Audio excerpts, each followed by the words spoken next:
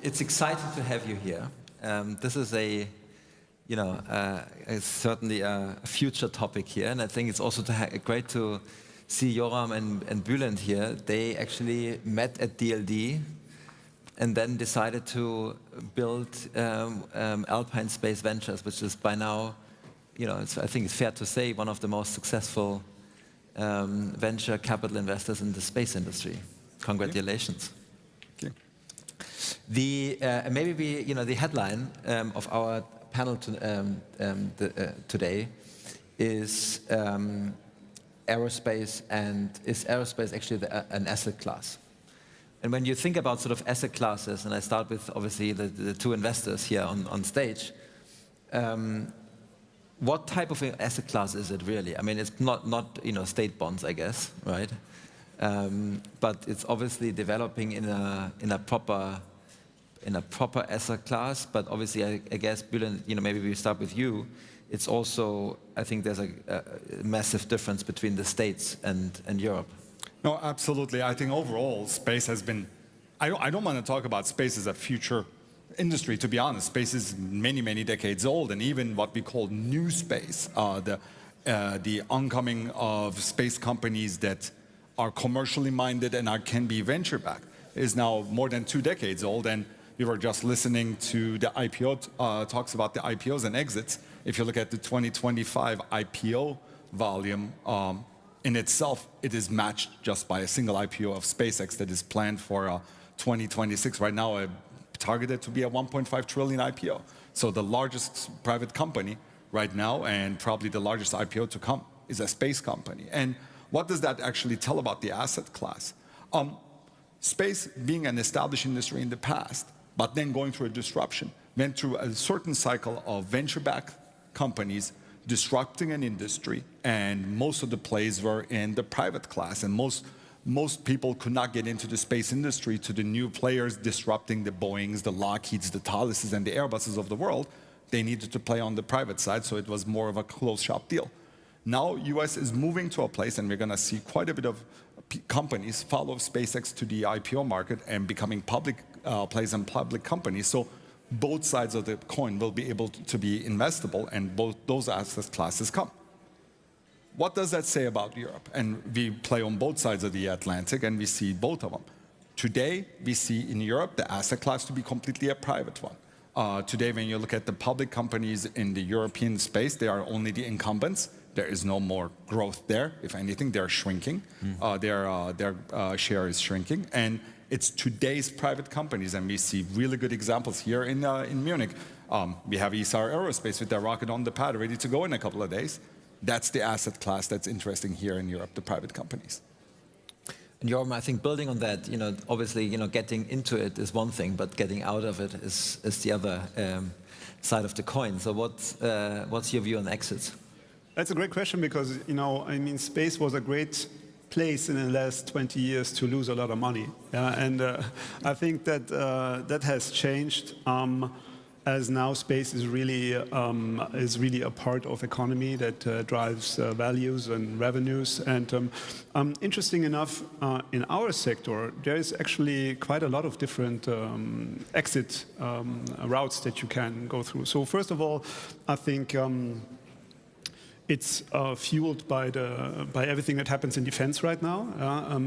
Defense platforms are moving to becoming defense networks, and therefore space is a very crucial element of that. No one going forward will be able to win a war if they don't have upper hand also in space. And so you will see M&A will be driven by defense primes. You will see M&A driven by incumbents that have to rejuvenate because new space is eating their lunch. You will see that private equity firms are also getting an appetite in that sector. You have certainly seen that KKR invested in OHB last year. Then you see entire sovereigns like the Middle East that need to build up an ecosystem, want to build up an ecosystem, and have not much today. So they are looking at our portfolio. And last but not least, you will see the emergence of platforms that don't even exist today, like buy and build and buy and build stories that also here in Europe now will start to emerge. So there's really a very healthy exit bouquet, so to say, for us. And I haven't talked about IPOs at all so far. So I think that's a great asset class to be involved right now. And can you guys, help us here at DLD structure sort of the space industry a little bit? Sort of what are the, when you look at the space industry, what are the categories that we have? Sure. Because everyone is speaking about space, and then clearly, obviously, rockets is understood, but I think it's way more than that, right?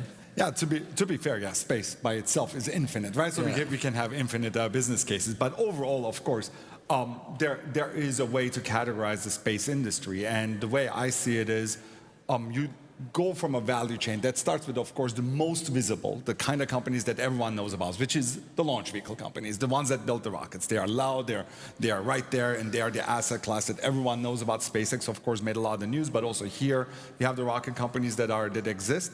But it goes further than that. We have a whole space ecosystem that has its own supply chain. There's companies building components. There are companies building services, ground stations. There are companies building payloads, what you put on a satellite to generate business. Maybe it takes a picture. Maybe it does communications. Maybe it does weather sensing.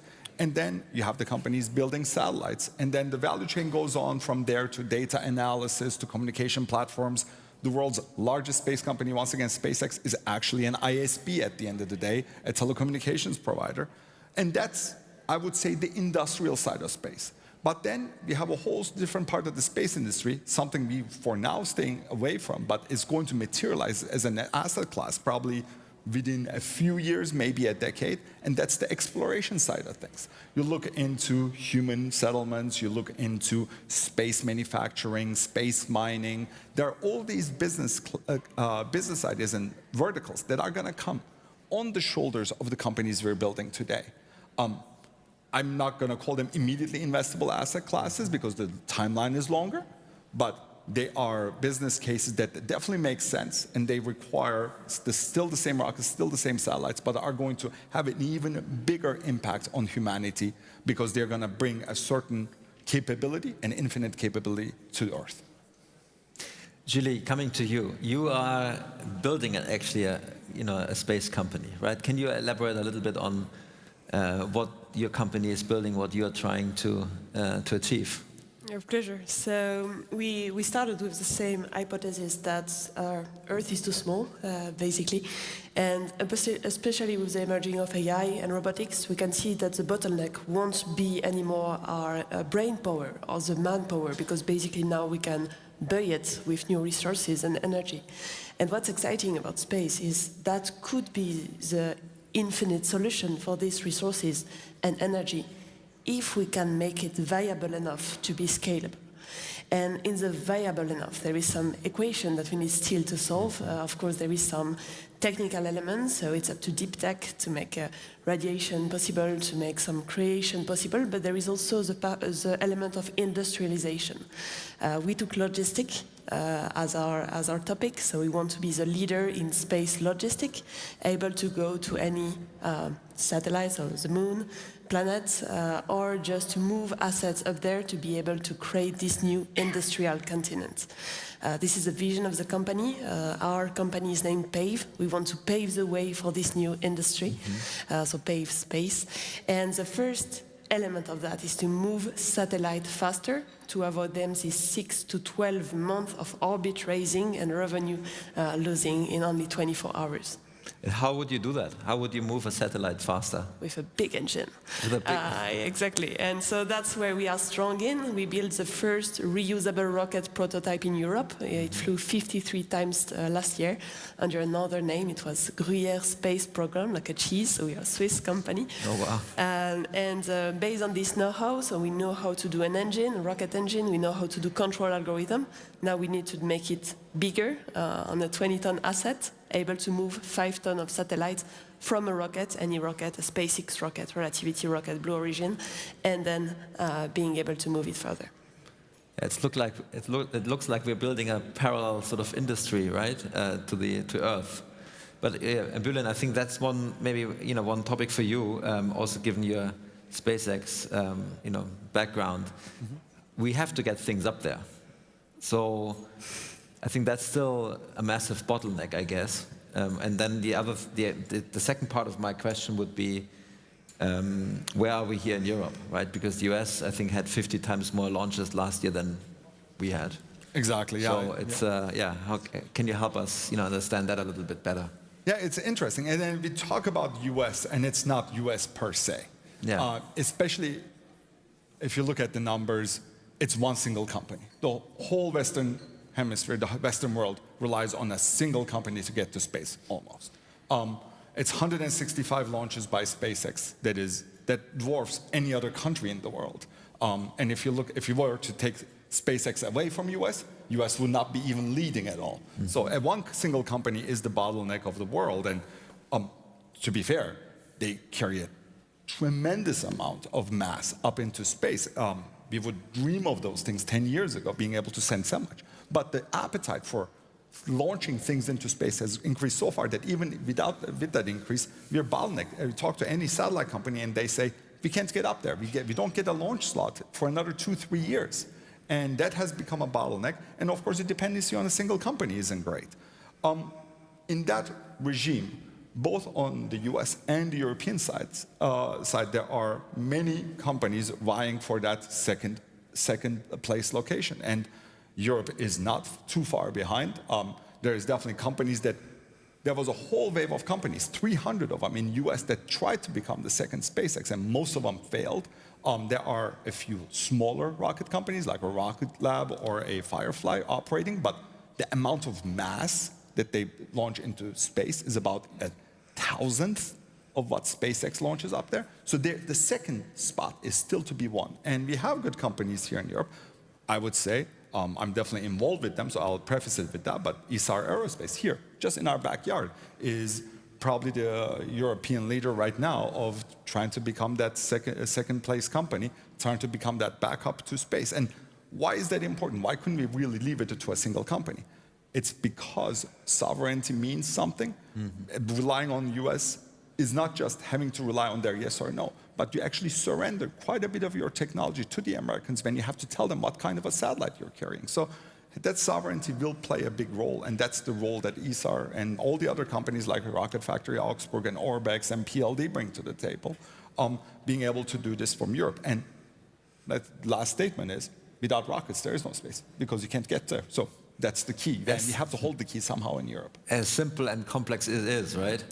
At the same time, help us understand, Bulent. Obviously, everyone knows ISAR Aerospace, and we wish them, luck, next week. We keep fingers crossed. But what other launch companies, do we have in Europe? Here in Europe, I think I just rattled them down. Rocket Factory Augsburg, right here, also in Bavaria, in Augsburg, building a company. Building a launch vehicle. They had a mishap last year. They're recovering from that, and I think they'll make it out to the launch pad here very soon. We have Orbex in England. They have been at it for a while. And then we have DLD Space in Spain, and they've been trying to get there, but they have in the meantime pivoted to building something suborbital, so nothing that stays up in space, but rather does a jump up and down. So those are, I would say, the leading ones right now in the European space ecosystem. Fantastic. I spoke with Sat Punier during DLD, who was a co-founder of Sam Altman and Voelklein at the time. And I asked him a question. I said, if you have 30 million and you can only make one investment today, what would it be? And his immediate reaction was space data center. What's your view on that? I'll let Julie comment on that. So space is definitely so first, physically it's not impossible, but it's not neither easy. So I don't know if you've been through the website with all the sliders where you can play with to understand the economy of that. You can see it can work, but the margin it's really, really thin, and one of the key elements, as we discussed before, is the launch bottleneck. For that we have two solutions. Either having a cheaper way to go to space. So for that, it's a monopoly for SpaceX, or we have a competition. So the cost and the price are coming to be close together for a launcher. Or we are using another way to build it, being, for example, building solar panel from the moon. And so now all the bottleneck is not from Earth to the place in orbit where we are putting the industry, but from another place in space where we can add this industry. So two main bottlenecks to me to solve, and this part of the scale of that and the industrial part of that is the price to go there, either from Earth or from another place in space. And maybe 20 years down the road, we look up into the orbit. What's going to be up there? Well, how does the orbit look like in 20 years? Joram. I mean, there's a famous saying, people tend to overestimate what can be achieved in 1 year, and people tend to underestimate what can be achieved in 10 years. So I think that's very true for our sector.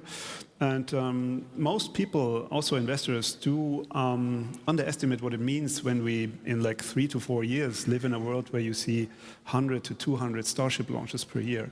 The cost of bringing mass up to space is falling rapidly. Today we are at like $2,000 per kilogram, right? And it will come down to $100 per kilogram. And that means like really a lot of mass will go up in space. And if the US starts with that, SpaceX starts with that, of course, all the other nations also have to follow suit. And I believe, like, if you ask me, I don't want to sound too visionary because that's really not the business we are in. I mean, we're space investors, but we invest into technologies that make life on Earth for our civilization better. We wouldn't invest in like today, we wouldn't invest in Mars rovers, moon rovers, Android mining, in space, manufacturing, stuff like that.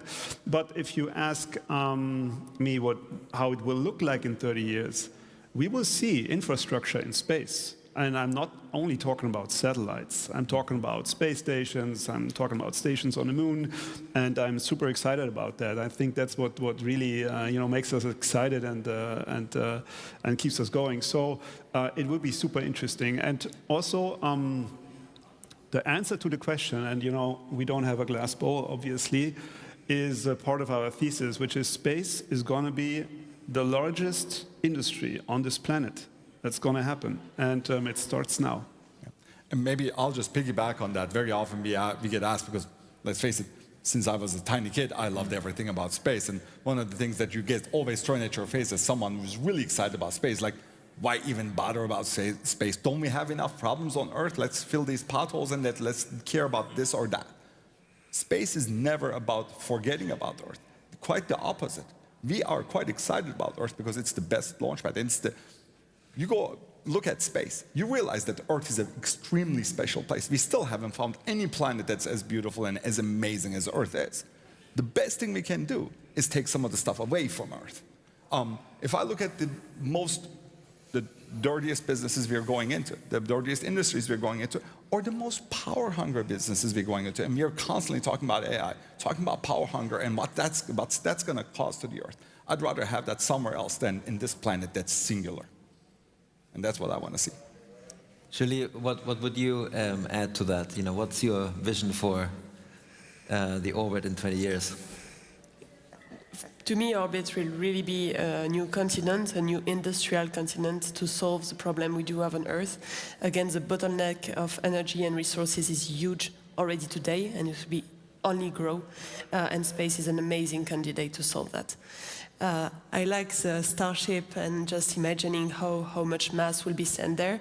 Maybe a small twist on that, Starship alone won't be enough because there will still be a huge gap between how much it costs really to SpaceX to launch mass there and how much it is priced to the other people in the industry. So one of the big elements after Starship is on the market is to have a competition to that.